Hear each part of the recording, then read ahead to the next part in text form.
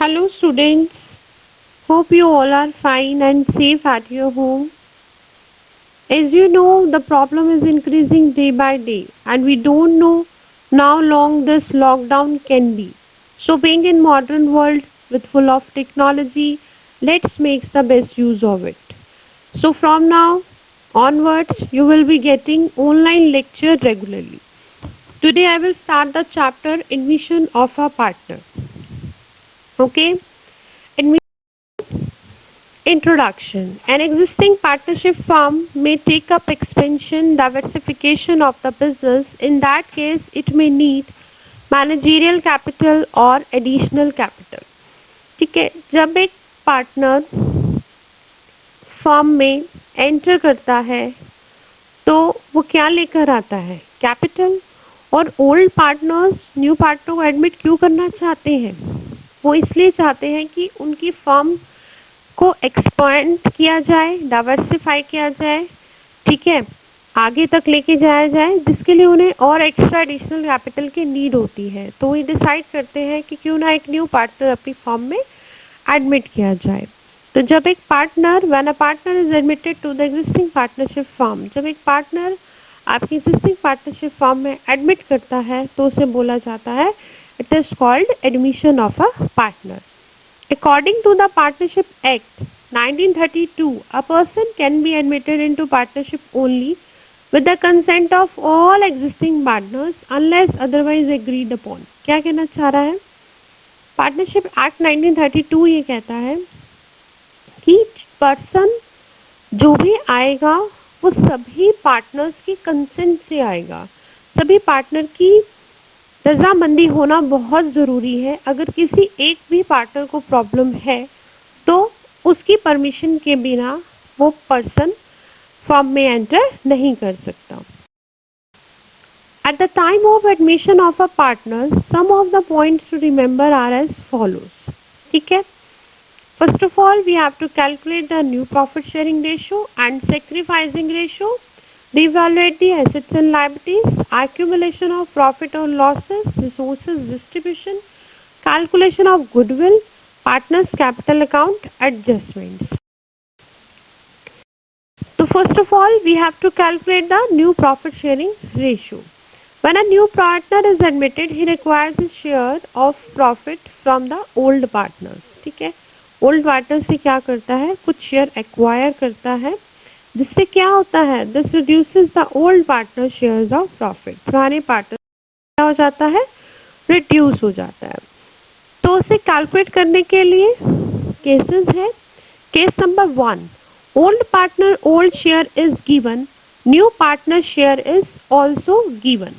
तो इलस्ट्रेशन 1 है, A, B and C are partners in proportion of 3/6, 2/6 and 1/6 respectively. ठीक है, D was admitted in the firm as a new partner with 1/6 share, right? Calculate the new profit sharing ratio.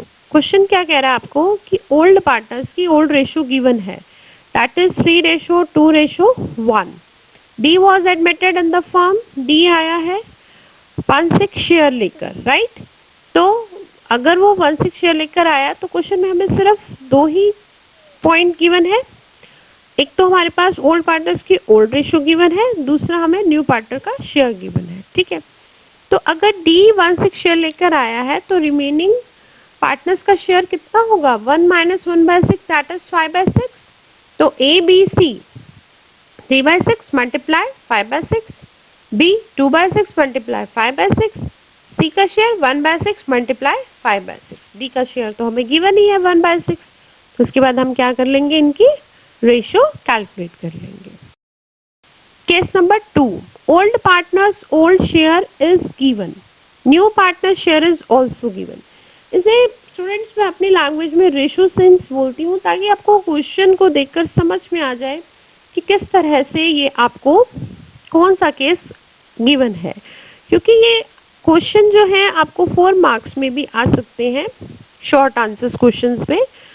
Illustration 2 क्या कहती है? Ram and Shyam are partner sharing profit and losses in the ratio of 7/12, 5/12. They admit Gopi as a new partner for 1/6 share which he acquires equally from Ram and Shyam. Calculate the new profit sharing ratio of partners Ram और श्याम। राम का share कितना है 7/12 और श्याम का 5/12। तो question में हमें old partners old ratio given है, न्यू पार्टनर का शेयर गिवन है और बता रहा है जो न्यू पार्टनर है वो इक्वली ले रहा है राम और श्याम से। इक्वली मतलब 1:1। तो 1:1 मतलब रेशियो सेंस पे आ गया कि रेशियो सेंस में ओल्ड पार्टनर्स न्यू पार्टनर को दे रहे हैं। तो क्या करना है, रेशियो क्या है 1:1। It means 1/2 from Ram 1/2 from Shyam. 1/2 multiply new partner share 1/6 that is equal to 1/12.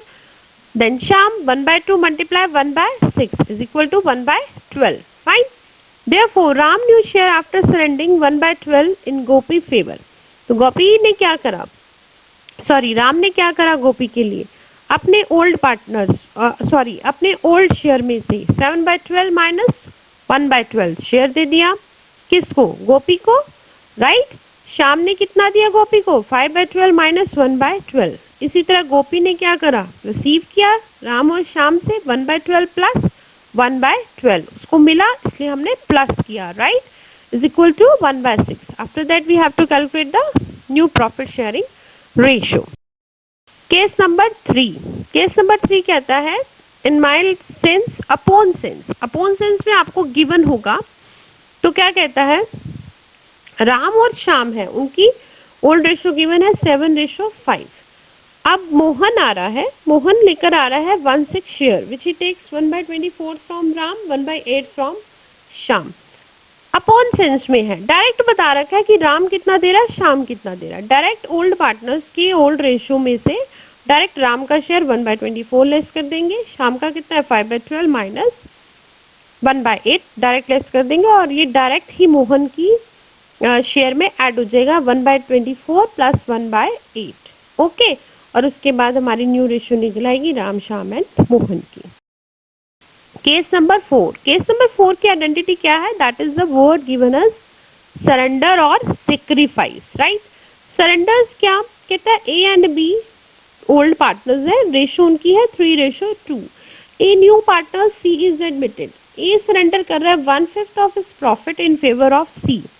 ए ने सरेंडर किया 1/5 this profit in favour of C और बी ने क्या किया 2/5 share of his profit in favour of C.